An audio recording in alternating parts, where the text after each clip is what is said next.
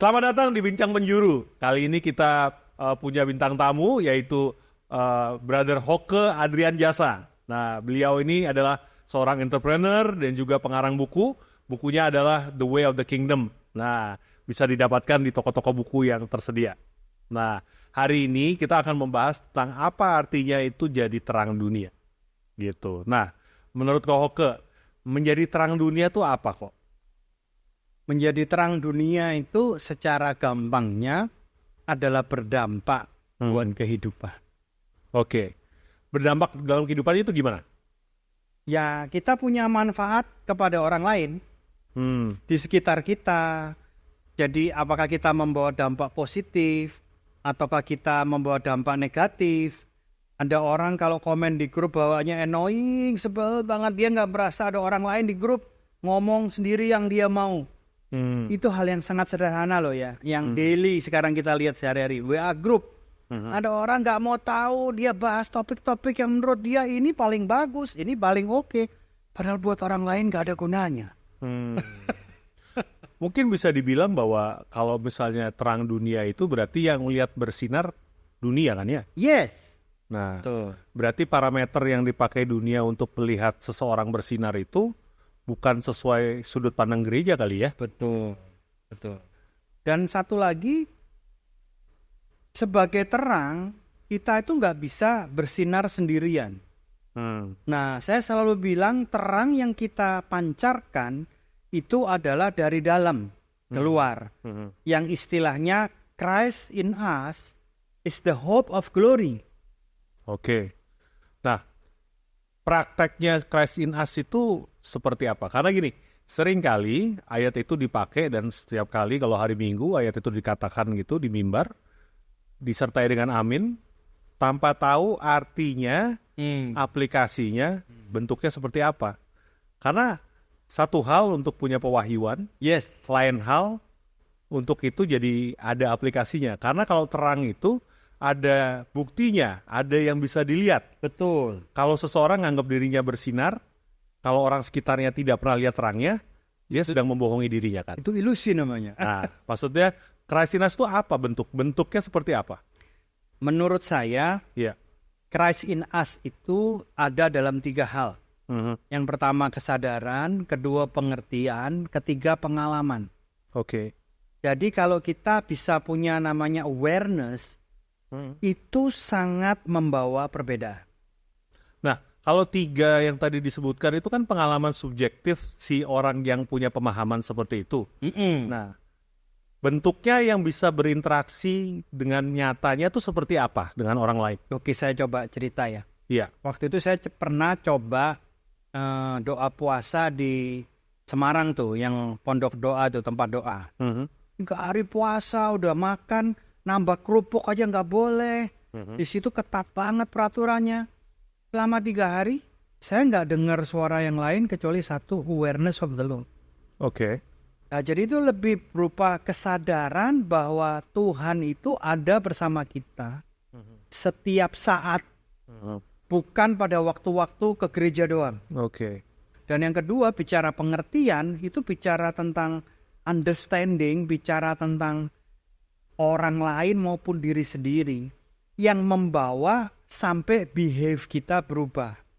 Dan pengalaman otomatis suatu divine encounter dengan Tuhan yang membuat kita hidupnya berubah dan memandang orang sebagai manusia. Karena hari ini banyak sekali orang yang tidak memandang orang sebagai manusia. Oke.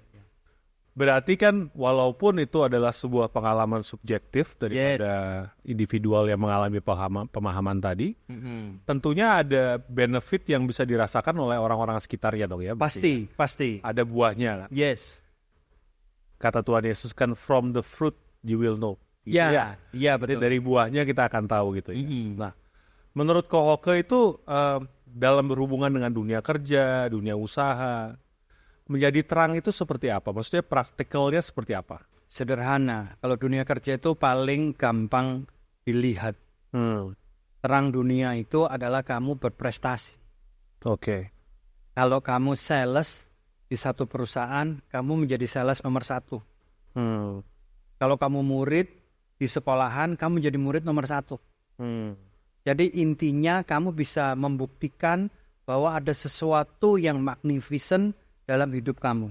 Hmm. Dan ketika kamu ditanya kok bisa, ketika dia jawab, it's not me, but Christ in me, Iya. itu artinya glory. Hmm. Itu artinya glory dan terang. Gitu. Nah, kalau yang tadi itu kan benernya yang tadi kau bilang itu kan benernya etos yang dipakai juga untuk orang-orang yang nggak percaya Tuhan kan. Betul. Nah kalau gitu perbedaannya di mana kok? Antara orang yang bekerja keras sama orang percaya yang mau bersinar tadi gitu.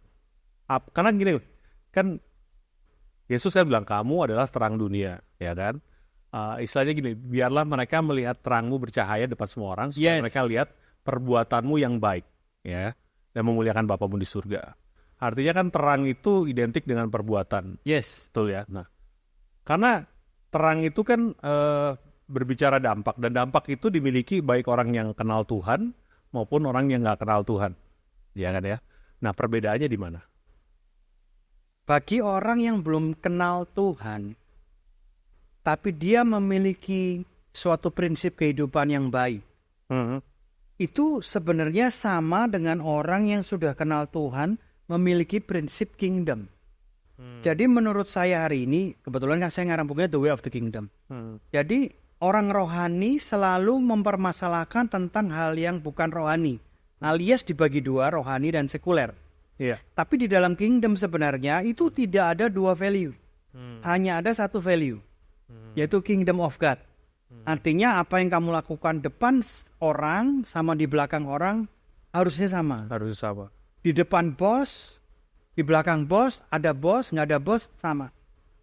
Jadi itu sebetulnya adalah value kingdom yang mendasari setiap perbuatan orang benar di dunia ini. Jadi ada orang-orang di dunia ini yang memang dia kerjanya benar, serius, profesional, dia belum kenal Tuhan. Dan dia pun juga bisa diberkati dengan gaya hidup seperti itu. Sebaliknya ngaku anak Tuhan, kalau dia malas, kalau dia cheating, kalau dia mempergunakan segala cara, tetap dia nggak bisa diberkati. Karena value kingdom itu menurut saya value universal, cuman bedanya dia sudah kenal Yesus atau belum. Itu aja sederhananya. Karena kita juga bisa lihat orang-orang yang kaya di dunia ini nggak semuanya Kristen. Dan actually yang paling kaya gitu ya, top 5 gitu, bukan Kristen. Ya. Karena mereka ngerti value bisnis, dan seringkali orang Kristen naif. Gimana tuh maksudnya? Mereka nggak bisa bedain antara hal yang harus dilakukan dan yang tidak boleh dilakukan. Mereka memahami firman hanya di kulit atau permukaan, sehingga mereka nggak ngerti kenapa hidupnya tidak diberkati. Seharusnya kita ini sebagai anak Tuhan, hidup kita dipelihara oleh Bapa. Di luar kita kerja apa enggak? Nah itu menarik tuh. Oh iya. Karena kan Paulus bilang kalau nggak kerja jangan makan ya. Iya. Itu ya. Maksudnya berarti kan kalau misalnya berkat Tuhan itu adalah berkat finansial, kecukupan sesuai dengan kebutuhan hidup, itu kan harus identik dengan sesuatu yang harus dikerjakan untuk memperoleh upah kan. Betul. Berarti kalau tidak bekerja tidak ada upah. Iya. Tidak ada upah, nggak bisa hidup dong. Iya betul, secara umum betul. Tapi kita yang hidup di perjanjian baru, prinsip kita bukan kerja untuk upah. Prinsip kita dipelihara oleh Tuhan. Artinya apapun yang kita kerjakan selama yang terbaik, itu pemeliharaannya turun. Oke. Jadi kita melakukan yang terbaik. Kalau saya pengertiannya menurut saya sih gini ya. Karena berkat Tuhan itu kan bukan berarti Tuhan itu tidak adil. Betul ya? Betul. Ya kan, karena Tuhan itu pada prinsipnya dia Allah yang adil. Jadi kalau misalnya ada orang nggak percaya kerja keras, 80%.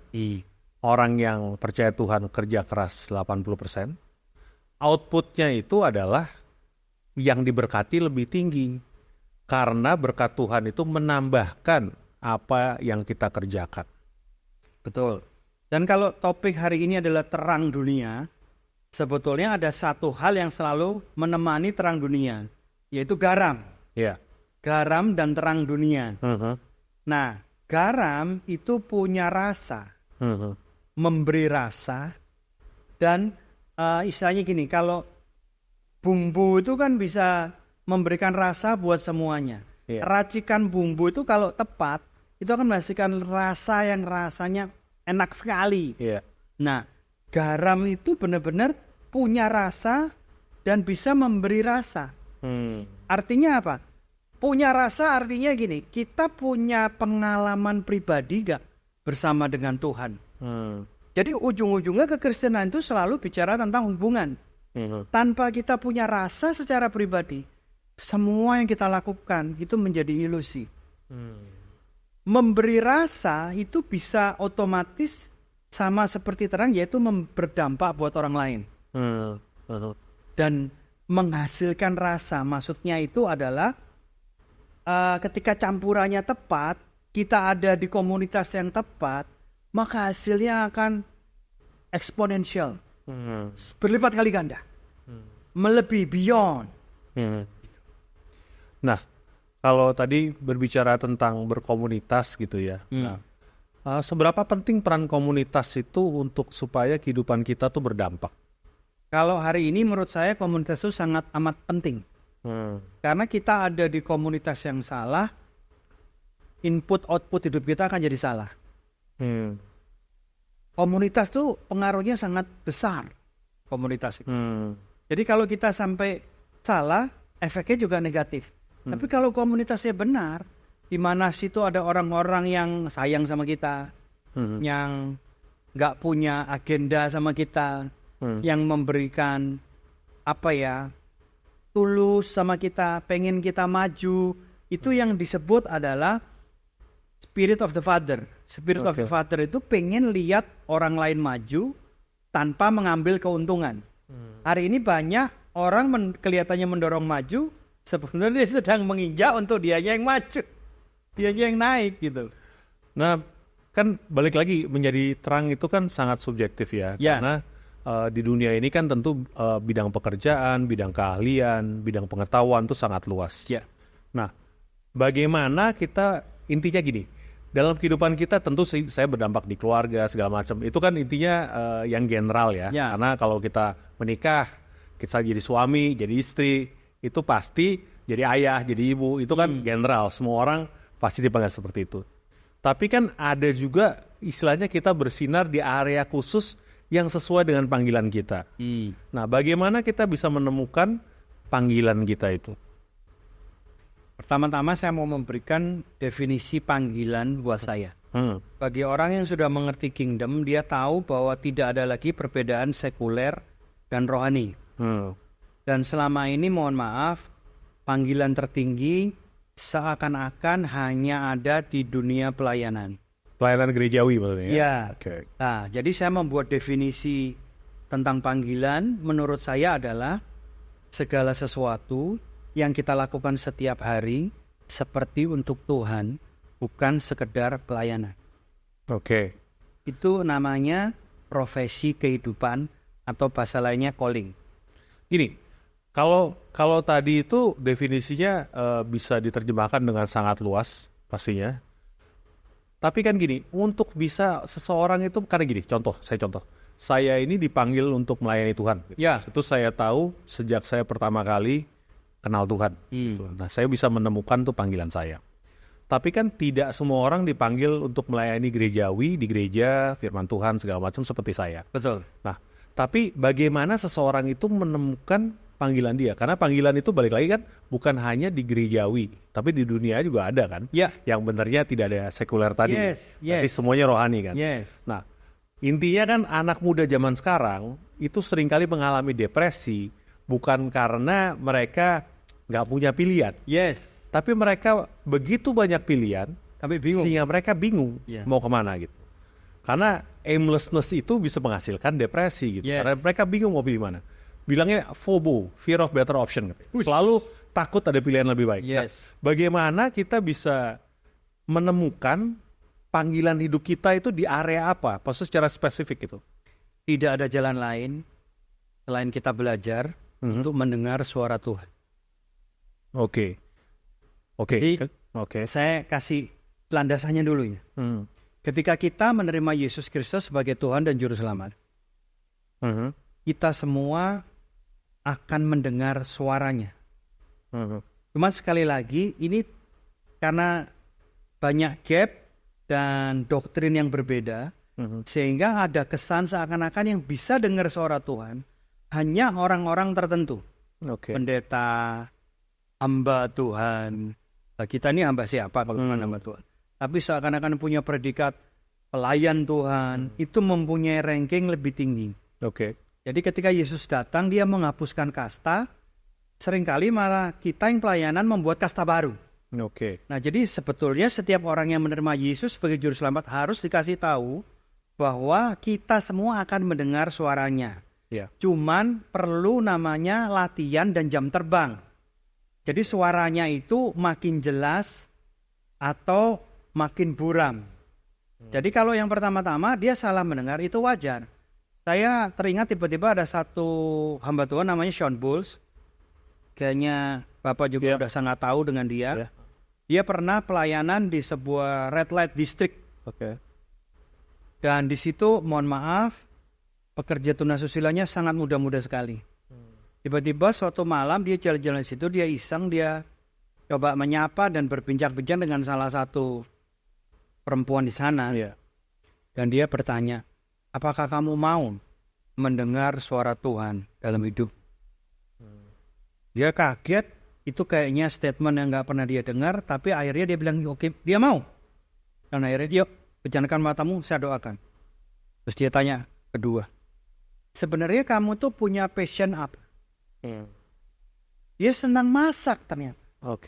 Dia jadi pekerja tunasusila itu karena kondisi keadaan, cerita detailnya gak tahu.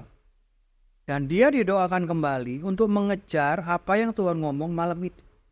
Setahun kemudian, Sean Paul kembali ke tempat itu dan perempuan itu udah gak ada. Ternyata dia sudah telepon pamannya yang ternyata orang Kristen, punya restoran dan dia kerja sebagai pelayan koki di sana. Dan 2 tahun berikutnya dia bisa dipercayakan buka restoran baru. Jadi gak ada orang yang mau melakukan pekerjaan yang begitu rendah dan najis sebenarnya dalam hidup ini. Dan setelah dia terima Tuhan, suara itu semakin lama semakin jelas. Dan yang kedua, mulai belajar baca firman Tuhan dengan prinsip perjanjian baru. Nah, ini menarik nih, karena saya belum lama ini ketemu satu, dia drummer dari band gitu, band terkenal gitu. Listenernya aja per bulan itu kalau di Spotify 100 juta lebih. Wow, 100 juta lebih. Jadi lumayan famous kan. Nah, tadi saya ngobrol sama dia gitu. Nah, saya tanya gitu, kamu apa yang ngedrive kamu untuk jadi pemain musik gitu? Tahu nggak jawaban dia? Dia bilang gini, sejak saya SD, saya selalu punya mimpi bahwa saya akan main di depan ribuan orang. Wow. Dia selalu punya mimpi bahwa suatu hari dia akan jadi pemain musik yang terkenal gitu.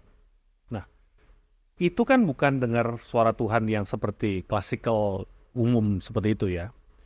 Tapi dengan berjalannya waktu gitu ya, pilihan hidupnya dia secara tidak langsung diarahkan oleh desire yang dia punya sejak SD. Jadi hidup dia sekarang itu menghidupi apa yang dia mimpikan waktu dia SD. Gitu. Dan dia anak Tuhan juga. Tapi kan balik lagi ya, waktu dia kecil dia bilang, ya namanya anak kecil kan mimpi ya mimpi aja ya gitu ya. Karena seringkali kan kalau orang gede kalau mimpi kan disesuaikan dengan tagihan dan kebutuhan ya. Gitu kan. Iya. Nah kalau anak kecil kan mimpi aja gitu kan, tanpa mikirin resources gitu. So saya lagi bertanya gitu, maksudnya Tuhan itu bisa ngomong, saya percaya sekali gitu. Tapi mungkin cara ngomongnya nggak seperti yang dipikir oleh kebanyakan orang Kristen kali ya.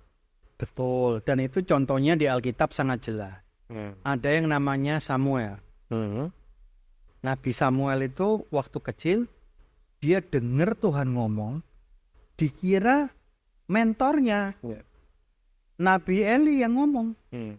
Sampai Nabi Eli ngomong, oh itu Tuhan, dan kamu jawab, berfirmanlah Tuhan, aku mendengar.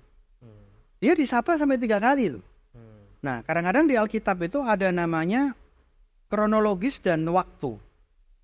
Yang saya simpulkan dengan cerita kamu itu, dari kecil dia sudah dengar suara Tuhan, cuman dia belum tahu itu suara Tuhan. Tapi bentuknya kan bukan sebuah suara, tapi lebih dari desire, Yes, kerinduan. yes, passion. Passion kata lainnya. Karena setiap orang di dunia ini sebetulnya kan anak Tuhan. Cuman yang lain ya belum kenal bapaknya. Kan gitu. Itu Samuel tuh buat saya sebuah cerita yang sangat clear sekali. Itu perjalanan hidup manusia. Pada setiap kita, apalagi kalau belum terima Yesus, kita sudah terima Yesus, tahu itu Tuhan karena kan diajari, dikasih tahu. Kalau nggak ada yang ngasih tahu, otomatis itu apa? Ya kita cuma tahu di sini, gue senengnya ini ya. Tapi kenapa di sini dia jago banget, yang lain nggak bisa? Sama kayak dapat cerita WA tentang anak yang miskinnya dihina, sampai jadi tukang parkir, dia kerjaan apa aja, ternyata gedenya belajar bola, Ronaldo. Iya. Sesimpel itu kan? Iya. Kan saya dengar Bapak Taher ya. Bapak Taher itu kan dia foundernya Mayapada tuh. Yes. Dia bilang, apa itu anak muda? Find your passion, living your passion katanya. Live according to your passion. Gak ada begitu. Di satu sisi itu menarik. Karena benarnya gitu ya.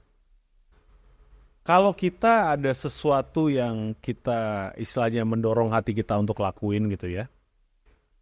Awalnya bisa jadi itu gak mudah. Tapi ketika kita punya ketekunan, kita punya perseverance untuk bisa terus-menerus, istilahnya kalau bahasa kerennya punya grit, ya, untuk bertahan bukan 1-2 bulan tapi bertahun-tahun untuk mengejar hal yang sama. Passionnya bakal datang. Yes. Tapi dia bukannya nunggu passionnya dulu baru dia lakuin sesuatu gitu. Ya. Gitu. Tapi saya tuh punya favorit astrophysicist yang saya suka lah ya. Nah, beliau ini adalah science communicator di Amerika gitu ya, namanya Neil deGrasse Tyson. Dia bilang gitu, kan ditanya, apa yang bikin kamu belajar astrofisik gitu? Apa gitu? Dia bilang, sejak saya kecil, saya itu kalau ngelihat bintang, saya pengen sekali belajar tentang bintang. Dia kan nggak kenal Tuhan ya, I think dia ateis gitu ya. Dia bilang, the universe itu ngedorong dia untuk ke arah ini gitu.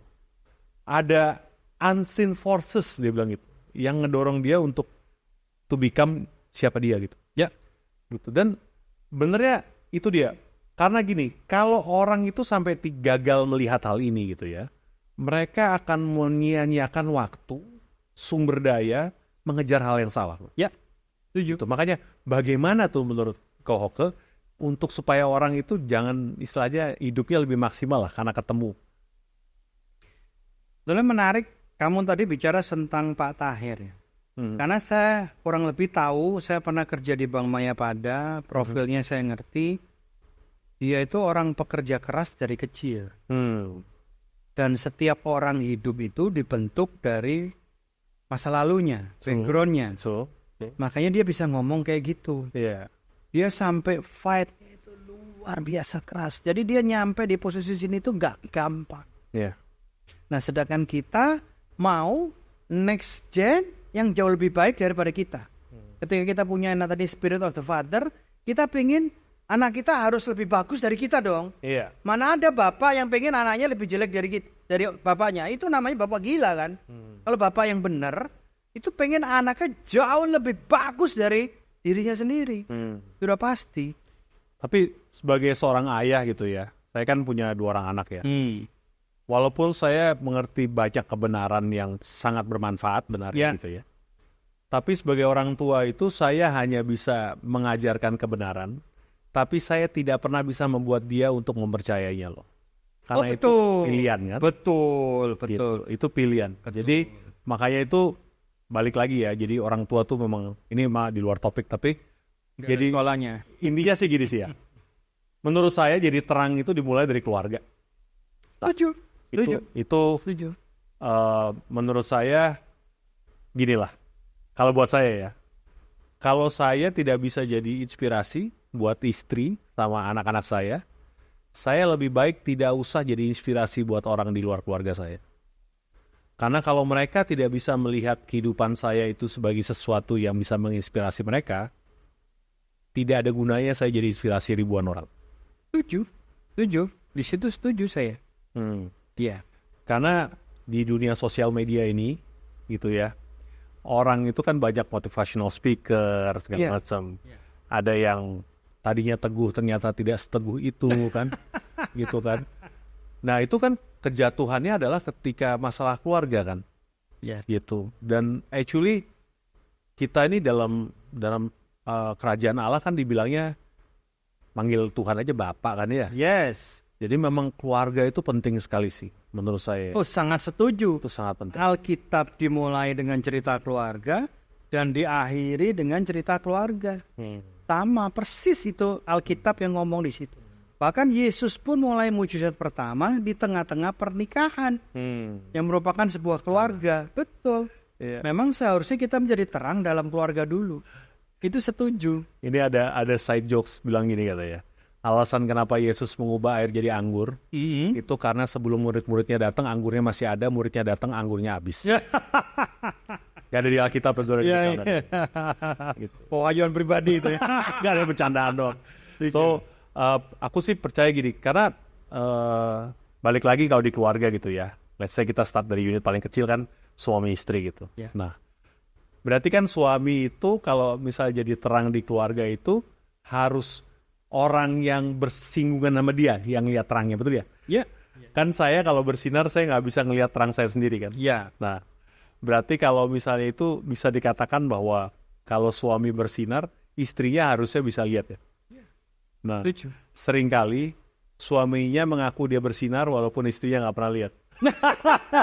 Itu konsep religius yang harus diketahui oleh semua orang di seluruh dunia. Artinya begini. Saya nggak bisa ngomong saya baik. Harus orang lain yang ngomong saya baik. True.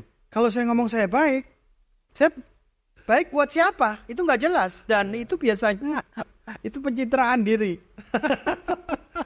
Apalagi di dunia sosial media itu kan kita cuma ngasih lihat ya highlight hidup kita ya. Ya, yang kan? di Instagram itu yang indah-indah. Indah. Yang waktu ngangkat LPG nggak mungkin diupload. Oh, enggak, bukan kayak liburannya di Paris Ya. gitu kan. Piring-piring terbang di rumah kan nggak pernah dimasukin, nggak tahu kan ya. Nggak tahu.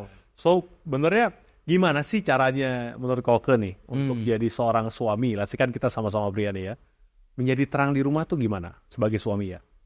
Sebenarnya prinsip hidup ini sangat sederhana dan buat di mana saja itu sama. Mau di rumah, mau di kantor, mau dalam kehidupan dimanapun apapun itu sama. Start with me and God. Oke.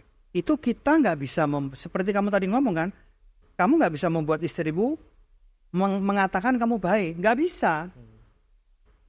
Kamu hanya bisa melakukan apa yang terbaik versi dirimu dan istrimu yang merasakannya. Sedangkan bicara pernikahan hari ini itu sangat complicated. Laki-laki sehat menikah dengan perempuan sehat, pernikahannya sehat. Laki-laki bermasalah menikah dengan laki-laki perempuan sehat, pernikahannya bermasalah. Dan hari ini jarang ada yang laki-laki sehat dan perempuan sehat menikah. Rata-rata semuanya punya background, punya masa lalu, punya trauma, punya apapun itu. Nah, itulah yang harus kita selesaikan dengan Injil semestinya. Setiap orang yang mengalami Injil yang sesungguhnya, otomatis kita akan berubah. Yang cuman Yesus yang boleh berkata, aku dulu, sekarang, sampai selama-lamanya nggak berubah. Kita kalau nggak pernah berubah justru celaka. Jadi berarti kan kalau misalnya intinya kan berarti hubungan kita sama Tuhan itu harus nomor bisa satu. Dirasakan buahnya oleh istri kita kan ya. Oleh siapapun yang Ini kalau bersentuhan dengan kita. bicara tentang dalam keluarga gitu. Ya otomatis istri dulu baru anak. Karena gini, banyak orang itu di luar gitu ya, dianggap luar biasa, dianggap penuh kasih, menginspirasi banyak orang, tapi di rumah enggak loh. Nah itu. Terutama keluarga pendeta ya. Nah. Kebanyakan. Gitu. Karena kalau misalnya di luar itu kan mereka nggak bersinggungan terus-menerus ya. Ya ini kan tiap hari. Karena saya ada kejadian lucu nih. Jadi waktu itu ada papa saya habis sharing gitu. saya duduk sama saudara yang lumayan jauh lah dari mama saya gitu. Baru kenal di acara itu. Nah, ini suaminya ini bilang dia hamba Tuhan, dia sharing firman banyak sekali sama saya panjang lebar gitu. Istrinya duduk sebelah dia dengan tatapan yang berbicara 1000 bahasa menurut saya. Gitu, oke. Terus tiba-tiba isinya ngomong gini, satu hal yang saya tangkap tadi waktu papi kamu share firman, yang penting mah perbuatannya aja. Waduh, mantap. Terus dia get up, dia pergi gitu. Terus dia yang prianya melanjutkan lagi sharing firmannya ke saya gitu. Itu buat saya ya, itu sesuatu, itu ada sesuatu yang tersirat loh di situ loh. Karena seringkali kita, apalagi mau hamba Tuhan, mau orang biasa sama aja ya, gitu. Kita tuh harus bisa bersinarnya itu sampai istri kita itu merasakannya loh, gitu. Kan itu bersinar tuh bisa ngasih contoh teladan, bisa cara kita mengasihi, bisa cara kita istilahnya melayani dia. Ekspresi-ekspresi kasih kita itu harusnya itu memang istri kita yang pertama kali merasakannya loh. Setuju. Karena seringkali kalau suami ditanya, kamu sayang istri kamu? Wah, sayang sekali. Kalau istri ditanya, suami kamu sayang kamu nggak? Enggak. Iya kan? Artinya kan suami nganggap dia terang nih di rumah nih. Tuh buat istrinya enggak. Setuju. Gitu. Dan begitu juga sebalikannya gitu ya. Iya.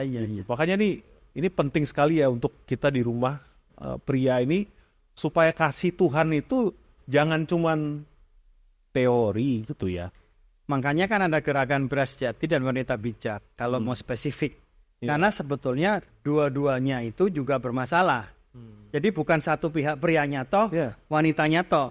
Ini bicara tentang keluarga ini kalau dalam kehidupan memang itu yang the most important atau hal partikel yang paling kecil dalam kehidupan. Kalau ininya kamu nggak happy, sebetulnya surga dan neraka kan dirasakan di sini. True. Karena istri saya gitu ya, kalau pengalaman saya, istri saya itu orangnya keras sekali ya. Karena dia lahir dari orang tua yang tiap hari berantem gitu ya.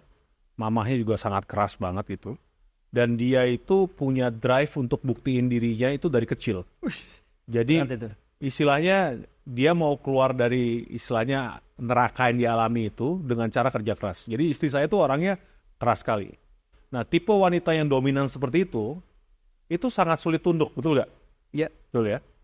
Nah, tapi ketika saya belajar nih untuk mengasihi, kan firman Tuhan bilang kita harus mengasihi istri seperti Kristus mengasihi jemaatnya gitu ya. Iya. Nah, itu kan bagian dari bersinar tadi kan. Iya. Nah, saya mengasihi dia bukan dengan cara saya loh, tapi cara dia yang bisa dikasihi gitu. Nah, itu butuh waktu lama gitu ya. Tapi ketika saya sudah istilahnya mengerti bahasa kasihnya, banyak belajarnya gitu ya, dia bisa sangat mensupport saya. Dan dia itu malah sekarang tuh istilahnya gini lah, saya tuh kepala rumah tangganya gitu. Jadi, dan itu nggak mudah untuk tipe perempuan yang sangat dominan gitu.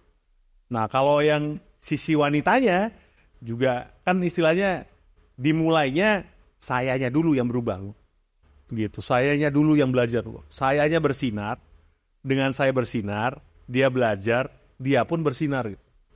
Karena kalau suami istri hubungannya ini dua-duanya bersinar, melahirkan anak-anak yang mengalami terang Tuhan gitu. Yes. Kalau salah satunya biarpet, anaknya juga jadi biarpet gitu. Yes, setuju. Benernya kalau dibilang zaman dulu bobot bibit bebet gitu ya, di satu sisi ya kan nggak bisa dilihat gitu, anak beda orang tua gitu. Tapi balik lagi, ada pattern yang secara nggak sadar itu diturunin loh. Iya, betul. Setiap keluarga punya pattern masing-masing. True. Ada yang patternnya bagus, ada patternnya rusak. Nah, ketika dia membina keluarga baru, ini memang perang pengaruh. Perang pengaruh siapa yang lebih kuat. Ini realitanya begitu. Tarik-tarikan. Iya. Tapi ketika ada orang-orang di dalam berani menyerahkan free will-nya kepada Tuhan, maka something different happen. Ada satu orang menyerahkan free will kita ini. Saya mau ngomong ini sedikit. Ada berapa golongan yang saya baru ngerti, ternyata mereka percaya nggak ada free will. Semuanya itu kedaulatan Tuhan. Kita tuh milih diarahin ke situ semua. Kalau menurut saya, orang boleh setuju nggak? Justru Tuhan membuat dirinya rentan karena memberikan manusia free will. Jadi yang diciptakan bisa menolak penciptanya, nggak harus mati. Raja aja di dunia, misalnya saya raja, kamu rakyat saya minta kamu A, kamu nggak mau lakukan perintah saya, pancung, sekeluarga, ludes sampai akar-akarnya. Atau yang kelihatannya aneh nih, saya memberikan kamu hadiah, kamu nggak mau terima, pancung, seluruh keluarga sampai ke akar-akarnya. Itu raja loh. Dan hampir semua Tuhan, saya rasa semua Tuhan yang lain di luar yang kita sembah di dalam Kristus Yesus punya tabiat seperti itu. Mereka minta apapun yang mereka lakukan harus dituruti. Kalau enggak, babat. Hanya satu Tuhan yang berbeda, hanya satu Raja yang berbeda, namanya Yesus Kristus. Jadi itu patron semua apapun itu dalam keluarga, dalam kehidupan, dalam pekerjaan, dalam dunia ini patronnya memang dia. Satu orang menyerahkan free will-nya kepada iblis. Ada 6 juta orang Yahudi mati gak ada sebabnya. Namanya Hitler. Jadi free will kita ini rebutan surga dan neraka. Mau diserahin siapa? Satu orang menyerahkan free will-nya kepada surga. Jutaan orang di India mendapatkan kehidupan, namanya Bunda Teresa. Dan masih begitu jutaan banyak cerita yang seperti itu. Free will-mu mau diserahin siapa? Jadi ini bukan siapa yang sulit, siapa yang bermasalah, enggak. Di rumah itu cukup satu orang saja menyerahkan free will-nya kepada Tuhan. Surga turun di situ. Sesimpel itu. That's it. Ya kalau nggak ada ya neraka rumah itu. Benar. Sederhana. Benar. Iya. Iya. Nah, kalau dari unit keluarga balik lagi kan jadi orang tua gitu ya. Ya. Nah, sering kali ini saya pernah dengar gini katanya. Ada pepatah bilang gini, orang tua tuh ngajar anak bilang gini, don't do as I do, but do as I say. Jangan lakuin seperti saya lakuin, lakukan dengan sesuai apa perkataan saya. Sesat itu. Sesat. Karena saya ada salah satu narasumber kita itu, dia itu dari SD lihat mamanya narkobaan. Diajak mamanya nemenin beli obat, beli putau. Dari SD. Lihat mamanya nyuntik segala macam gitu. Menurut Pak Oke gitu, kalau kecilnya ngelihat gitu, gedenya kemana coba? Ya jadi Nah itu kan, walaupun dia bilang kamu jangan narkobaan. Ya pasti dia akan ngelakukan, karena lihat tiap hari. Ngeliatnya gitu kan gitu. Maksudnya makanya itu nggak bisa kita jadi orang tua itu, jadi terang itu cuman, terang itu harusnya kayak gini loh. Aku belum bisa hidupin, kamu hidupin dah. Nggak bisa loh. Kita sebagai orang tua itu dituntut untuk bisa menghidupi value yang terang itu, supaya anak kita bisa mengikuti gitu. Setuju. Jadi kita nggak bisa ngajarin sesuatu yang kita nggak hidupi aja. Setuju. Gitu. Nah ini penting gitu ya, karena menjadi terang dalam keluarga itu berarti kan kita jadi contoh dan teladan. Setuju. Hanya bisa mengajar di mana kita jadi contoh dan teladan. Lah, Betul. gitu. Nah, menurut Ko Hoke nih, bagian dari contoh dari teladan tuh apa aja coba? Ini balik lagi ke awal yang kamu bilang. Kamu bisa ngomongin ke anak, kamu bisa melakukan apapun, tapi nggak bisa membuat anak melakukan apapun. Jadi semuanya itu memang iman dan kasih karunia. Jadi you do your best, the rest ya sudah nggak bisa ngapa-ngapain. Lah emang anak lu nggak mau ngelakuin, lu pukulin. Kan hari ini nggak bisa begitu. Kita ini kan generasi sandwich. Kita takut sama orang tua, kita takut sama anak. Kita dulu kalau makan nungguin papa makan dulu. Kalau sekarang mau makan nungguin anak makan dulu. Kan begitu. Jadi penekanannya nggak bisa di siapa atau apa. Yang pertama adalah hubungan kita pribadi dengan Tuhan. Yang kedua kita lakukan yang terbaik. The rest is up the Lord. Kita nggak bisa maksudnya kita harus begini, kita harus begitu. Nggak bisa. Anak sekarang udah nggak bisa dikasih tahu. Kalau mau ngomong-ngomong jujur. Sekarang anak ngomong aja kesana di telinga kita yang zaman dulu itu udah kurang ajar. Udah layak ditabok. Teman saya aja udah anaknya udah mulai gede, mulai SMA. Udah rasanya pengen nampar tiap hari. Cara dia berkomunikasi udah lain sama dia dulu sama papanya. Kan gitu ya. Jadi ini penekanan tanggung jawab itu pada fungsi masing-masing. Jadi nggak bisa, oh harusnya begini, harusnya begitu. Nggak bisa dipaksain kan. Tapi aku lebih ngeliat kita sebagai orang tua itu value-nya tetap sama, tapi caranya beda. Betul. Sedangkan seringkali orang tua itu terjebak di sebuah rutinitas di mana karena aku dulu begitu, sekarang juga begitu, nggak bisa loh. Itu orang tua yang kolot. Karena saya ngelihat sendiri gitu ya, ketika seorang orang tua itu tidak berusaha mendekat ke anak gitu ya.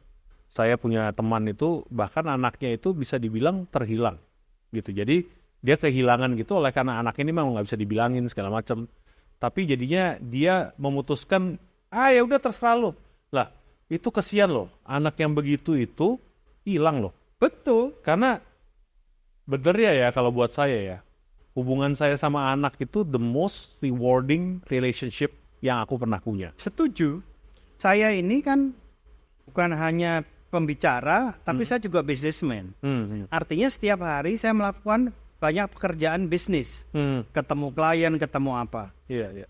Tapi kalau saya ketemu klien atau rekan bisnis yang saya tahu dia cerita tiba-tiba anaknya baru 5 tahun, 7 tahun, saya selalu ngasih pesan begini. Saya cuman sharing ya.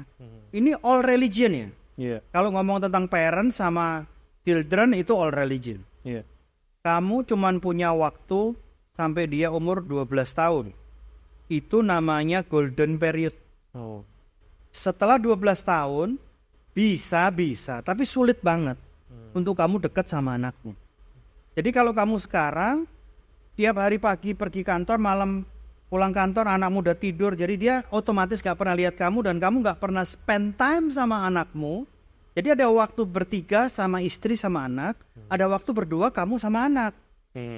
Itu kamu akan lost. Bahkan saya juga masuk kepada sesuatu yang lebih dalam, artinya masalah manusia sekarang di usia 50 ke atas, itu semuanya disebabkan karena trauma di bawah 12 tahun.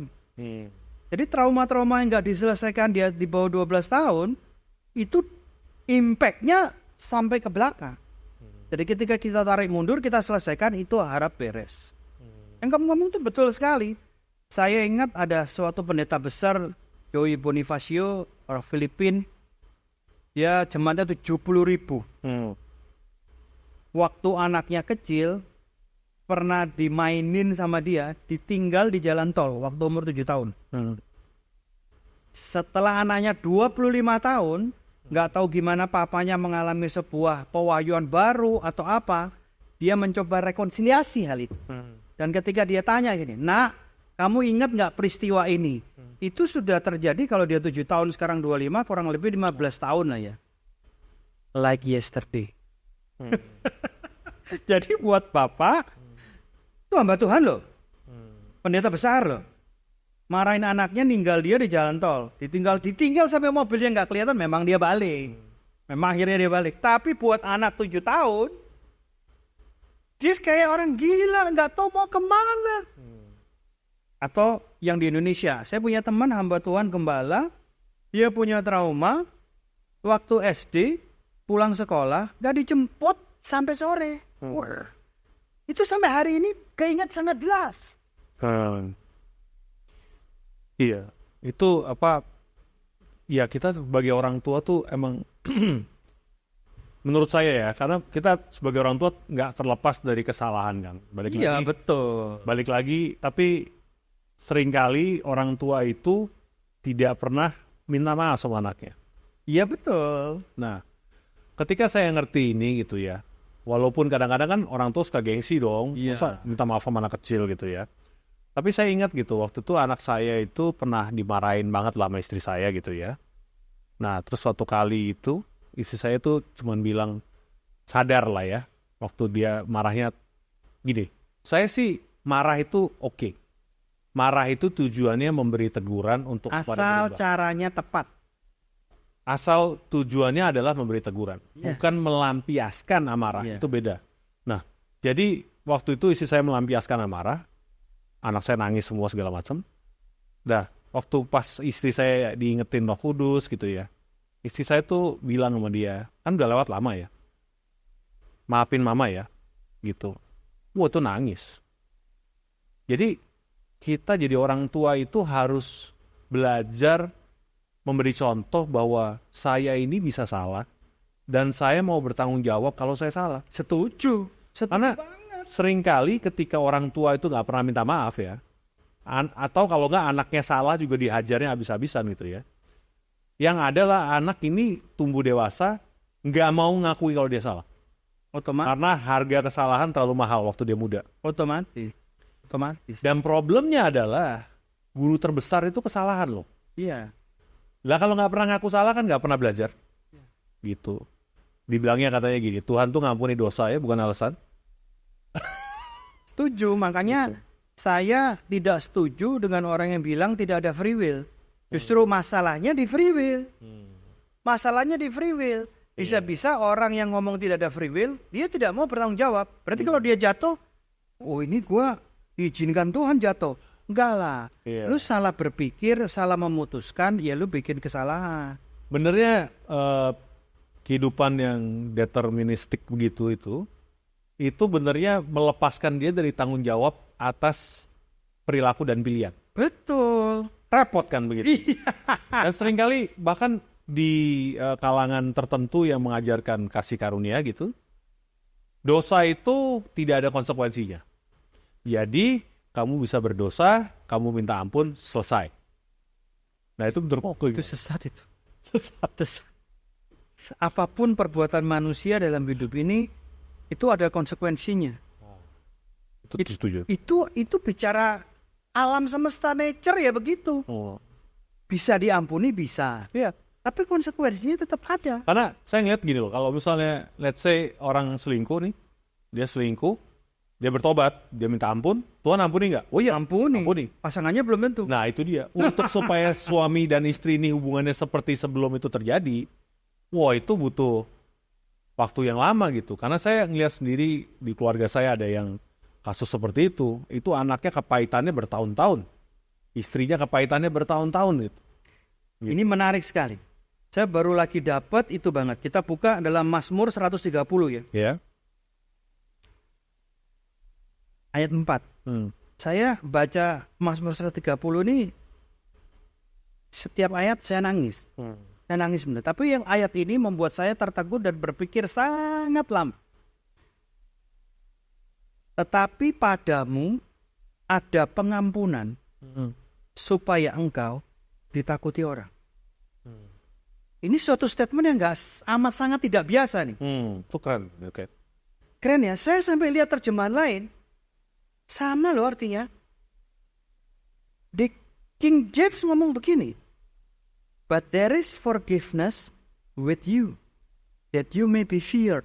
Terus netnya ngomong begini. But you are willing to forgive, so that you might be honored. Wow. Ini problem ya, tapi inilah apa di beberapa kalangan Inggris kan dianggap itu bisa dibilang itu perjanjian lama. Kalau saya sih, menurut saya ya, perjanjian lama, perjanjian baru itu prinsipnya tetap ada loh. Gitu. Perjanjian lama, perjanjian baru itu satu value dibaca dengan prinsip perjanjian baru. Iya, tapi berarti kan itu tetap ada loh. Ini tetap firman. Nah itu makanya kan. Ini loh. Menurut saya perjanjian lama perjanjian baru itu tetap satu kitab, firman Tuhan. Karena ketika kita membebaskan seseorang dari accountability akan perbuatan dan pilihannya dengan alasan either itu nggak ada konsekuensinya karena sudah diampuni Tuhan, atau karena sudah ditentukan Tuhan oleh karena benernya nggak punya free will sudah ditentukan gitu ya, itu kita akan membuat sebuah society yang bakal chaos kok. Bukan hanya chaos. Itu jadi hancur. Iya, chaos tuh kacau banget. Iya, kacau banget. Kayak contoh di Amerika itu kan ada peraturan boleh kejahatan di bawah 1.500 US itu tidak perlu dilaporkan ke polisi, karena nggak akan diproses. Yes. Jadi orang bawa karung masuk ke supermarket, ambil barang itu nenteng aja nggak bayar. 1.400. Iya, nggak masalah. Karena kan di bawah nilai itu. Kok bisa ya muncul undang-undang itu? Nah, karena mungkin keterbatasan resources atau apa. Tapi yang akibatnya adalah banyak toko di San Francisco tuh tutup gitu. Iya, karena dijarah. Iya itu, makanya maksud saya kan kalau dunia aja ya dengan prinsip itu nggak jalan, kenapa orang yang katanya percaya kebenaran percaya kebohongan itu? Ya karena dia disesatkan, tersesat. mereka percaya kepada kebohongan. Itu kan right believing itu kan lebih... Right living comes from right believing. Iya. Nah, masalahnya orang-orang begini itu nganggap dirinya terang loh. Kita ini nggak bisa nganggap saya ini benar, saya ini terang, udah nggak bisa. Nah, Kalau itu. Bahkan saya pernah ada yang bermasalah ketika saya bilang kita ini dipanggil jadi terang dunia, berarti yang melihat kita terang tuh orang dunia. Dengan statement begitu aja, ada beberapa orang yang, bukan beberapa orang, ada teman saya ini, dia sangat dalam di grace, menurut dia ya. Dia bilang, enggak kayak gitu katanya. Takarannya tuh Kristus katanya. Enggak ada gitu, masa diukur sama dunia, enggak ada katanya. Kan saya bingung ya. Maksudnya ayat itu udah jelas loh. Terang dunia. Yang ngukur lihat dunia. Ya, simple, very simple gitu. iya, Gitu. Jadi makanya nih, karena grace itu harusnya empowering. Grace itu harusnya membuat kamu hidup sesuai dengan potensi dan panggilan Tuhan. Kak. nah kalau menurut kamu definisi grace menurut kamu apa? Grace itu adalah ketika kita menerima sesuatu yang kita nggak layak terima, itu satu. Dan grace itu memampukan kita hidup sesuai dengan desain asli kita. Wah, itu keren itu. Itu keren banget itu. Karena kalau grace dipakai untuk di luar desain asli kita, itu bukan grace dari Tuhan. Keren. Setuju. Dan sebenarnya grace itu baru separuh ya. Grace yang utuh itu adalah grace and truth ya. Ya. Kita baca satu ayat yaitu Roma 5:17. Ini ngomong clear banget dan saya sangat diberkati dengan itu. Roma 5:17. Kamu mungkin udah hafal kali ya? Belum? Apa tuh? Roma 5:17. Nggak hafal kok. Coba kita cari Roma 5:17. Ya. Bahasa Indonesianya begini. Sebab jika oleh dosa satu orang, maut telah berkuasa oleh satu orang itu. Maka lebih benar lagi mereka yang telah menerima kelimpahan kasih karunia dan anugerah kebenaran akan hidup dan berkuasa oleh satu orang itu, yaitu Yesus Kristus. Bahasa Inggrisnya lebih keren begini. For if by one man offense death reigned by one, much more they which receive abundance of grace and the gift of righteousness shall reign in life by one. Jadi kuncinya itu reign in life, berkuasa dalam kehidupan. Dan yang lucu di sini itu dikatakan adalah the gift of righteousness. Kebenaran tapi kok gift. Nah, jadi grace and truth itu satu paket. Artinya kamu melakukan kebenaran oleh kasih karunia. Yes, sure. Bukan karena kekuatanmu, Betul. bukan karena kehebatanmu. Nah, di situ yang menjadi sebuah inti kehidupan ini. Nah, banyak orang ininya nggak balance. Apa yang grace, apa yang truth. Wong ada orang selingkuh mau berzina nyembah Tuhan dulu. Itu gimana? Itu kan sudah kita yang di luar bisa lihat, oh itu ngawur. Tapi yang di dalam belum tahu. Mungkin saya suka banget ada quote-nya bilang gini ya.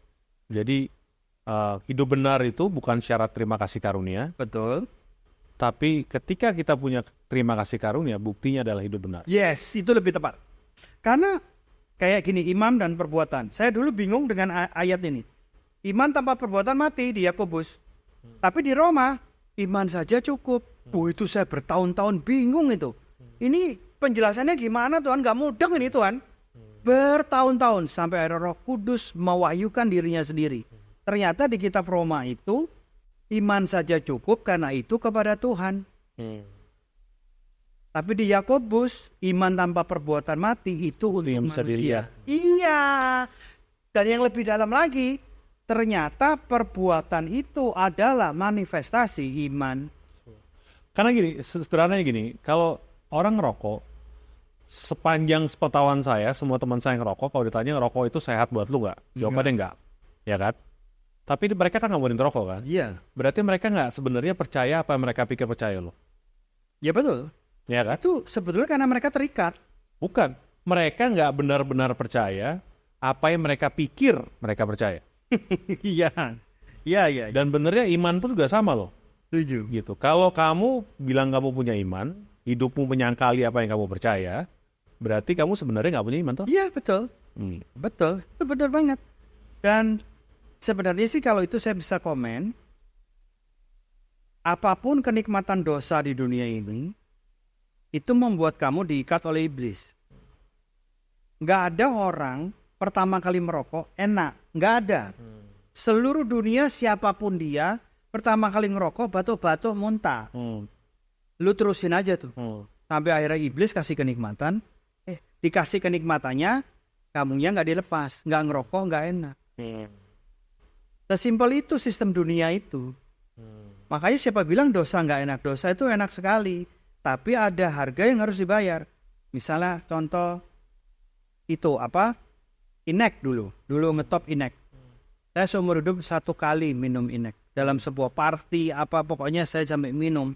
Itu enak sekali. Sampai pagi geleng-geleng terus, musik makin kencang, makin enak. 3 hari saya. Pertama kali dalam hidup. Waduh, rasanya nggak karu-karuan. Terus saya ngobrol sama teman saya yang dia makan narkoba. Dari dia kecil sampai gede, sampai mau overdosis segala macam. Dia cuma ngomong begini, makanya itu kebenaran, jika engkau mengetahui kebenaran, maka kebenaran akan memberikan kamu. Dia cuma ngomong sederhana gini, lu tahu nggak itu kenapa bisa enak banget? Enggak. Karena dia narik zat dari tulang sumsum belakang sampai ke otak. Dan zat tulang sumsum belakang itu diproduksi cuma sampai umur 17. Jadi kalau itu disedot terus, lama habis. Impactnya apa? Gua nanya. Orang jadi bego. Sejak itu sampai sekarang dan selama-lamanya saya nggak pernah nyentuh lagi sama sekali. Itu kemerdekaan dari kebenaran. Nah, banyak orang nggak mengetahui kebenaran yang sesungguhnya. Separuh. Ketika kamu salah percaya, ya lo akan menikmati hasil yang salah. The truth will set you free ya. Yeah. You will know the truth and the truth set you free. Iya. Saya suka banget definisinya Dr. Jordan Peterson itu, dia bilang gini ya. The truth set you free ya. Tapi problemnya adalah segala sesuatu yang nggak sesuai itu harus dibakar habis sebelum itu set you free. Wih, gimana itu? Coba ceritain. Karena misalnya kita percaya bahwa bohong itu, kenapa orang nggak boleh bohong? Sederhana aja. Kenapa orang nggak boleh bohong? Bohong itu bisa membuat realita yang sesuai yang saya mau. Ya. Saya bisa menghindari konsekuensi daripada apa yang saya harusnya tanggung dengan bohong. Kenapa saya nggak perlu bohong? Bohong aja tiap kali. Nguntungin saya kok. Kenapa? Gitu. Itu menarik loh. Kenapa orang nggak bohong aja terus gitu? Kenapa mesti hidup bener gitu? Ya balik dengan apa yang dia percaya itu, bro. No, the truth. Truth-nya apa? Firman Tuhan bilang jangan bohong kan? Iya. Nah, kenapa gitu? Karena kalau kamu hidup dalam kebohongan, ya, nggak ada orang yang secanggih itu istilahnya. Bisa hidup dengan kebohongan, tanpa kebohongan itu jadi bagian hidup dia. Iya. Tidak mungkin. Betul. Jadi kalau kamu bohong terus, lama-lama hidupmu itu jadi kebenaran buat kamu. Iya. Dan problemnya adalah ketika ada masalah, ketika ada pilihan, kamu tidak akan bisa memilih dengan benar lagi oleh karena kacamata kebohonganmu itu. Betul. Dan kamu tidak tahu kamu hidup di dalamnya. Betul. Nah, artinya adalah ketika kamu bilang kebenaran memerdekakan kamu percaya jangan bohong itu karena ada konsekuensinya. Segala suatu upaya untuk bohong itu harus kamu bakar habis. Supaya kamu tidak memilih itu. Wow. Tapi seringkali orang yang sudah hidup dalam kebohongan, dia tidak punya kekuatan untuk membakar habis. Jadi harus the truth itu yang set dia free duluan, baru dia bisa bakar habis. Nah itu problemnya. Karena ketika kamu milih truth, berarti kamu belajar jujur kan? Iya. Apapun konsekuensinya kan? Iya. Lah konsekuensinya itu kan api yang menghanguskan loh kalau kamu udah hidup dalam kebohongan bertahun-tahun. Wih, serem. Kalau nggak percaya coba aja. Suami punya istri 2, yang istrinya nggak tahu. Kalau you bilang the truth set you free, lu lepasin istri yang satu, lu bilang sama bini lu yang pertama. Bukankah itu ada api yang menghanguskan konsekuensi daripada pilihan truth yang dipegang? Oh iya pasti. Iya pasti. Ya kan? Iya betul. Nah itu dia, makanya the truth will set you free, ya. Tapi dia juga ngebakar segala sesuatu yang nggak sesuai dengan truth itu. Iya setuju. Termasuk konsekuensinya. Iya. Itu karena itu memang realita kehidupan ya harus begitu. Gitu. Kalau enggak itu bukan hidup namanya. Karena diakui atau enggak yang jalan memang itu. Itu hukum ya. Iya, itu udah law. Hukum itu percaya nggak percaya, suka nggak suka, Jadi, tetap berlaku. tetap hukum gravitasi. Lu mau nggak percaya, lu loncat dari lantai 10 mati. That's true. Iya, itu sederhana itu hukum gravitasi. Iya. Tapi hukum gravitasi bisa kalah sama hukum aerodinamika. Iya. Lu naik pesawat ratusan ton bisa terbang. Nah. Tapi dengan catatan mesinnya harus nyala, bro. Mesinnya di atas mati ya lu tetap jatuh. Nah itu nih, jadi makanya nih, jadi kan berarti balik lagi ke topik awal kita kan, menjadi terang itu ada bagian dari Tuhannya, Yes. ada bagian kitanya kan. Iya.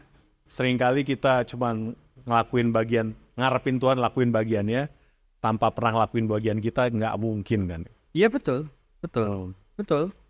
Setuju. Jadi memang dan terang dunia itu adalah sekali lagi yang saya tegaskan atau dasari adalah bukan terang saya. Tapi terang Yesus yang di dalam saya. Istilahnya Jesus inside, manifest outside. Jadi semua kebenaran kita sebagai anak Tuhan itu harus dari dalam keluar.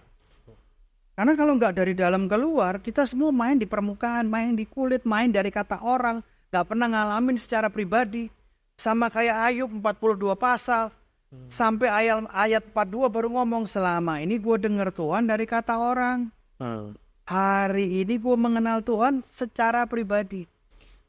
Menurut kau Hoke nih, pelajaran apa yang kau Hoke bisa dapat dari Ayub?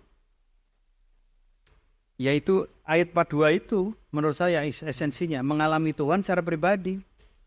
Kalau saya ngelihat kitab Ayub ya, menurut saya esensinya adalah kita dipanggil untuk memegang teguh iman no matter what happens in our life.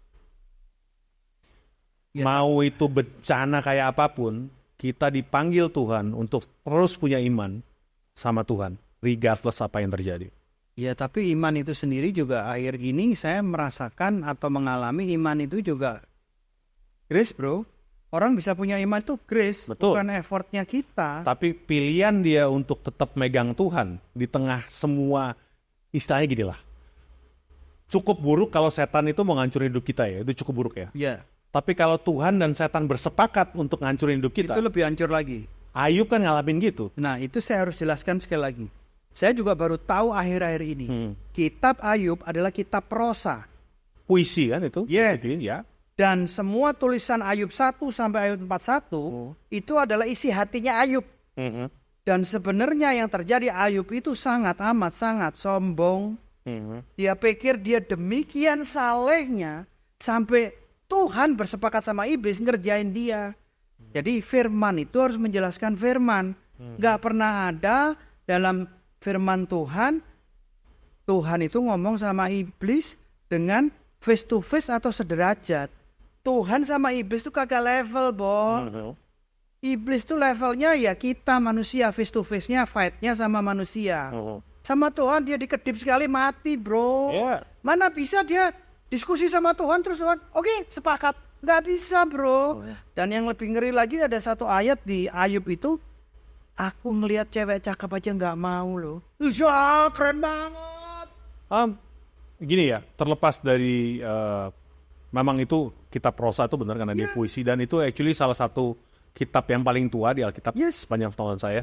Dan tapi Ayub itu kan balik lagi ya, kalau Alkitab itu ada yang tertulis, ada analogi yang kita bisa belajar, gitu kan ya. Nah, kalau yang pelajaran yang bisa temukan di situ adalah kita itu harus tetap memegang teguh, karena gini, gak usah gitu. Pandangan religius adalah ketika kita dalam Tuhan, baik-baik saja dalam Tuhan, kita akan dihindarkan dari semua kemalangan hidup lah, bisa dibilang begitu. Ya kan? Secara itu pandangan umum orang agamawi bilang kalau misalnya kita hubungannya baik sama Tuhan, itu kita akan dihindarkan dari segala kemalangan dunia. Ya. Nah, kitab Ayub itu adalah kisah di mana orang benar tapi tetap mengalami kemalangan. Temennya semua bilang, lu ngalamin ini oleh karena lu gak benar. Padahal Tuhan sendiri bilang Ayub benar. Nah, artinya adalah apapun yang terjadi dalam kehidupan kita, kita harus tetap menjadi orang benar, punya iman sama Yesus Kristus. Intinya gitu loh. Itu setuju. Tapi kalau pakai itu effort dari saya, pasti gagal, bro. Udah pasti gagal. Dan Ayub itu makin saya dalemi, Mm-mm. dia itu sombong, bro. Sombong Jadi itu gini, adalah terlepas effort ya kok ya. Pilihan pertama untuk memegang sesuatu iman itu keputusan, itu setuju. keputusan. Tapi yang empower itu anugerah. Saya setuju. Setuju. Tapi keputusan awal Tuhan nggak ikutan loh. Lu pilih dah, lu mau yang mana? Ya itu tadi, rebutan free will tadi. Iya kan? Siapa yang mau nyerahin free will yang ke Iya. Tuhan?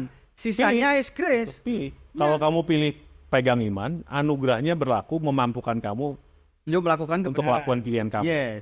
Gitu. Tapi kalau kamu nggak mau milih itu, kamu bisa istrinya kan bilang kutuki Tuhan dan mati bilang gitu. Iya. Dan istrinya actually itu dengan kata lain itu salah Tuhan kan. Inti istrinya kan istilahnya ngomong gitu kan. Iya, iya. Dan dia bener loh. Itu memang istilahnya tuh terjadi seizin Tuhan, tau ya maksudnya gitu kan ya. Kalau di kisah itu ya. Ya, tapi itu juga saya jadi mau tambahin sedikit. Hmm. Buat saya hari ini, Tuhan itu baik 100%. Yes. Dan saya selalu gambarin begini. Tahu gambar Yin dan Yang? Ya. Separuh hitam, separuh putih. Oh, oke. Dalam separuh yang putih ada titik hitam. Ya. Oke. Dalam separuh yang hitam ada titik putih. Ah, Itu filosofinya adalah sebaik-baiknya orang, ada jelek. ada jelek. Orang baiknya. Sejahat-jahatnya orang, ada baiknya. Hmm. Lah buat saya hari ini, Yesus itu 100% putih. Agree. Nggak ada blind spot, nggak ada titik, nggak ada wrinkle, 100% putih. Gini ya. Yes. Tapi kebaikan Tuhan itu bentuknya adalah membiarkan anak itu hidup begajulan dengan ongkos yang dibayari dari dia, berkat dia gitu. Dan berakhir di kandang babi tanpa melakukan apapun untuk membuat anak itu pulang. Itu kebaikan Tuhan juga loh. Ya terus? Jadi intinya kebaikan Tuhan itu seringkali dipandang bahwa semua hal yang gini, kebaikan Tuhan versi manusia lah. Itu artinya nggak ada hal yang negatif sama sekali. Semuanya positif semua. Iya. Ya. Tapi kalau ngelihat kehidupan Paulus dibilang begini, aku sendiri akan memastikan dia, intinya menunjukkan kepada Paulus gitu ya, harga yang dia harus bayar untuk pengikut aku. Ya itu buat Paulus. Itu ada ayatnya. Iya betul, itu buat Paulus Karena- secara personal. Itu personal kan? Iya. Berarti kan gini. Dalam kehidupan kita ada banyak hal itu terjadi gitu ya. Saya nggak bilang itu dari Tuhan atau enggak, itu bukan masalahnya. Tapi segala sesuatu yang terjadi dalam kehidupan kita itu menuntut respon kita yang benar untuk memperlengkapi kita supaya bisa memenuhi panggilan Tuhan. Setuju. Dan itu kan pertanyaan paling umum sedunia yang ditanyakan paling banyak sedunia. Kenapa orang baik mengalami hal yang tidak baik? Terus mengerucut kepada Roma 8 ayat 28. Oh, Segala sesuatu turut bekerja kedatangan kebaikan kan? mendatangkan kebaikan buat kita Hmm. yang mengasihi dia dan terpanggil sesuai dengan rencananya. Hmm. Lah orang pikir semua kejadian yang kita alami itu kehendak Tuhan. Not. Oh, betul. Nah itu Nah, not. itu dia. Tapi kan kebaikan Tuhan di kasusnya anak yang hilang itu bentuknya adalah membiarkan dia pergi dengan berkat bapaknya, menghabiskan berkat bapaknya di prostitusi dan judi dan lain sebagainya, dan bapaknya tidak lakukan apapun untuk memastikan anaknya pulang, nyariin pun enggak. Itu saya bisa jawab begini. Kenapa itu terjadi? Satu, anaknya sudah dewasa. Orang kalau dewasa sama seperti saya ngomong tadi, Oh, Tuhan nggak bisa maksa free will lu bro. Iya. Lu bisa nolak pencipta lu tanpa harus mati. Jadi itu pilihan anaknya. nah itu kan Tuhan baik kan di situ. Kebaikan Tuhan bentuknya itu kan. Itu bukan versi Tuhan baik. Itu versi anaknya memberikan free will sama siapa. Yang kayak Hitler sama Bunda Teresa tadi. Itu nggak ada urusan dengan Tuhan baik atau enggak. Tapi kan gini bro, kalau maksudnya kalau misalnya kita pandang kisah itu kan perumpamaan Bapak yang baik loh. Itu perumpamaan yang seringkali dipakai kan, itu perumpamaan Bapak yang baik kan? Ya itu cuma cerita tentang judulnya aja anak yang hilang. Ada yang bicara versi itu versi adalah Bapak. Dan itu menurut saya sih saya belum pernah dengar versi anak yang hilang itu Bapak yang baik atau enggak. Enggak ada urusannya karena penekanan ceritanya bukan di situ. Bukannya tentang seorang bapak yang baik yang menerima anaknya kacau balau gitu. Itu Nah. dari semua khotbah yang saya pernah dengar tentang itu, kebanyakan bahasnya dari sisi itu. Ya mungkin saya dengar khotbah yang lain. Tapi poinnya adalah di situ sebetulnya mau diceritakan adalah anak yang hilang itu pulang dipanggil Huios, anak yang sulung itu datang dipanggil Teknon. Jadi itu bicara tentang kedewasaan di dalam Kristus adalah bicara pengenalan akan Tuhan. Bukan berapa lamanya kita pelayanan atau ke gereja. Oke. Jadi lebih ke arah sana menurut saya ya. Oke. Kalau pengertian saya ya. Karena kan sekarang ini nggak ada kebenaran yang mutlak. Jadi siapapun boleh bicara, tapi kita cuma bisa lihat buahnya. Ini menarik nih ya. Iya. Bapak kita baik ya. Iya. Bapak yang baik itu dari sisinya Yesus itu dia nanggung kayu salib loh. Buat supaya kita hidup. Oh iya betul. Karena Gimana kalau misalnya kebaikan Tuhan tuh bentuknya ada salib yang kita harus tanggung supaya ada orang yang bisa selamat karena salib yang kita tanggung. oh ya itu istilahnya lain cerita. Bapak baik juga loh itu. Loh, kamu kan nyerahin free will kamu. Kayak misalnya contoh Brian Simon. Dia juga misionaris ke tempat yang jauh, ada anaknya diikat segala macam. Itu kan konsekuensi pilihan, bro. Itu konsekuensi pilihan loh. Bapak itu baik dalam secara utuh dan menjadi dasar. Oleh karena dasar God is good inilah Bill Johnson dicerca seluruh dunia. Saya setuju, God is good. True. Oke, terus? Setuju banget. Saya nggak mentang itu. Cuman kadang-kala yang harus dirubah definisinya itu kebaikan Tuhan versi yang mana. Karena balik lagi, baik itu ginilah. Kita ini selalu jadi villain di someone else's story. Yes. Ya? Tapi di other people kita hero. Yes. Kan tergantung sudut pandang. Yes. Perbuatan yang sama bisa dipandang sebagai suatu yang baik. Hitler pun kalau dilihat dari sudut pandang dia baik loh. Dia penyelamatnya Jerman. Yes. Iya. Kalau dipandang kita dia orang gila. Balik lagi kan, makanya. Jadi kebaikan Tuhan itu seringkali itu menurut saya konsepnya nggak utuh. Sehingga kita mendismiss segala sesuatu yang benernya bagian dari kebaikan Tuhan. Itu aja yang saya mau bilang. Itu setuju. Kalau itu setuju. Yang kalimat terakhir itu saya setuju. Karena ketika orang merasa itu tidak baik buat saya, belum tentu itu bukan Tuhan baik loh. Betul. Itu setuju. Karena gini, saya kemarin nonton film di TV kabel tentang pemadam kebakaran di Cina. Dan ada satu kota yang pabrik kimia meledak. Dan itu sekolah semua dengan radius sekian puluh meter hancur. Nah di situ ada anak-anak sekolah yang bapaknya pemadam kebakaran. Dan anaknya bisa ngomong begini. Mana bapakku kan pemadam kebakaran, gua nggak ditolong.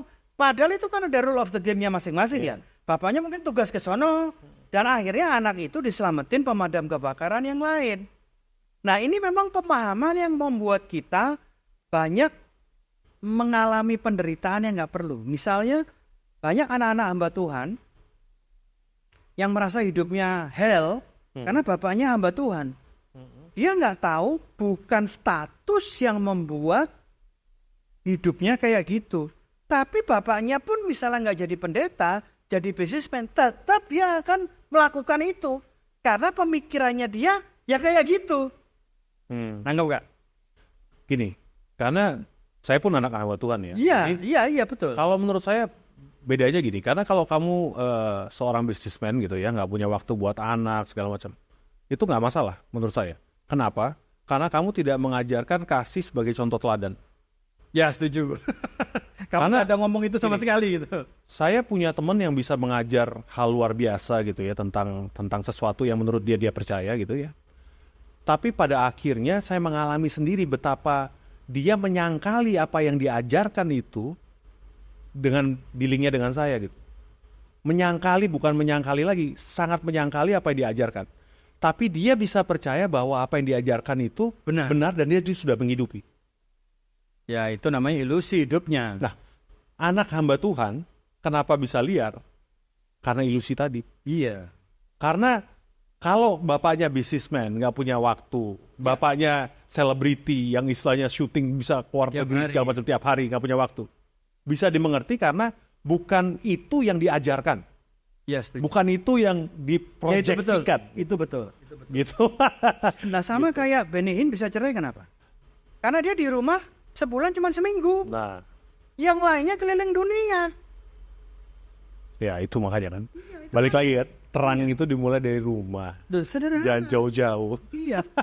Akhirnya bininya minta cerai, kelabakan dia. Iya. Walaupun menikah lagi ya waktu itu sama Pastor Renat Bongke kan ya.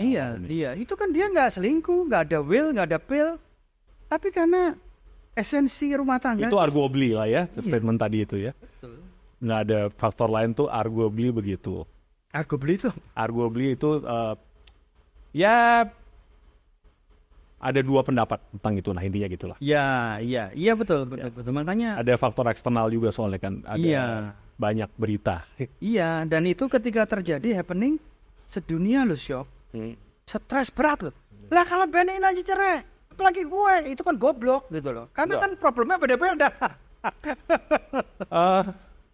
Ya walaupun pada dasarnya emang intinya adalah emang teladan sih ya. Gitu, balik lagi ini saya rasa kalau kita konklud di sini baik ya, bahwa benernya menjadi terang itu menjadi teladan sih ya. Jadi teladan di keluarga, jadi teladan di tempat kerja, di sekolah, di kampus, dimanapun gitu. Mungkin kamu kalau di sekolah kan kalau misalnya parameternya jadi terang gitu, harus prestasinya luar biasa, ya enggak juga. Bisa juga dia dikenal sebagai seorang yang selalu menolong, dia dikenal sebagai seorang yang ngasih contoh hidup yang benar, hidup yang misalnya menghormati orang tua seperti apa. Intinya kan ada bagian keteladanan walaupun nggak sesuatu yang bisa diukur dengan nilai, gitu ya. Nilai sekolah maksudnya. Betul. Gitu. Tapi setiap kita menjadi terang itu berarti ngasih contoh. Berdampak. Benernya kan gini ya. Yang menarik kan gini. Kita dipanggil jadi terang. Tujuan terang itu apa sih? Apa tujuan terang coba? Oh ini menarik ini. Apa tujuan terang itu? Tujuan terang yang menjadi terang. Tujuan terang itu supaya kita bisa lihat. So simple. Itu simple ya. Nggak ada lampu, kita nggak bisa lihat satu sama lain. Jadi tujuan terang adalah supaya mereka bisa lihat. Supaya bisa lihat. Lihat kan artinya yang benar tuh kayak gini loh. Teladan tadi itu loh. Gitu. Jadi terang itu adalah ketika kita boleh ada bagian kehidupan kita yang boleh jadi contoh. Yang benar tuh kayak gini loh. Kita bisa nunjukin dunia. Setuju. Bahwa hubungan kita sama Tuhan, cinta kita sama Tuhan harus bisa difilter lewat kehidupan ini sampai orang bisa lihat terang kita. Yes. Karena Yusuf mengubah Mesir bukan karena hubungannya sama Tuhan, Daniel mengubah Babylon bukan karena hubungannya sama Tuhan, tapi bagaimana hubungan dia dengan Tuhan diterjemahkan dengan cara yang dunia bisa lihat. Yes. Gitu. Setuju. Mungkin ada konklusi apa kok yang mau disampaikan kok untuk yang dengerin kita? Itu sama aja, kamu bilang gitu tuh udah paling bagus, intinya berdampak. Atau pengaruh. Itu yang tentu saja yang positif ya. Iya. Ya memang nggak bisa kita ngomong bahwa harus juara satu, enggak. Tapi ada dampaknya buat orang lain. Yes. Otomatis dong. Iya. Kalau nggak ada kan, ya gimana orang bisa lihat kan gitu kan. Iya. Balik lagi itu keren banget. Apa tujuan terang itu yang saya dapat dari ini? Supaya orang bisa lihat. Sesimpel itu. Supaya orang bisa lihat bahwa Tuhan itu hidup. Itu aja sederhana. Kenapa lo bisa mengampuni? Ya supaya orang bisa lihat Tuhan yang gue sembah hidup. Gua kalau saya tujuan ngampunin orang karena saya nggak mau pahit hati. Karena pahit hati ngerugiin saya. Sederhana aja. Sebenarnya bener gini loh. Dulu saya kan gini, istilahnya dosa kan dibilangnya enak ya. Ya. Tapi kenapa Tuhan mau kita hidup benar gitu? Karena hidup benar itu adalah the best possible outcome untuk hidup kita. Itu ketika kita hidup benar. Yes. Dan kalau kita memilih hidup benar, kita akan punya petualangan terhebat sepanjang sejarah sama Tuhan. The biggest blessing juga ketika kita dalam posisi itu udah nggak bisa di-deny lagi. Itu tingkap langit terbuka, apapun itu bisa datang. Ya otomatis. Karena kalau di different position ya lu nggak bisa terima. Karena not the right position kan gitu. Gitu. Iya. Oke. Ini thank you banget kok ke hari ini udah bisa sharing sama-sama kita gitu ya. Pembicaraan yang menarik tadi ya kok ya. Gitu. Seru ya. Thank you juga nih buat audiens kita yang udah dengerin sejauh ini. Jadi saya rasa kita sudahi sampai di sini. Sampai ketemu lagi di Bincang Penjuru berikutnya. Tuhan memberkati.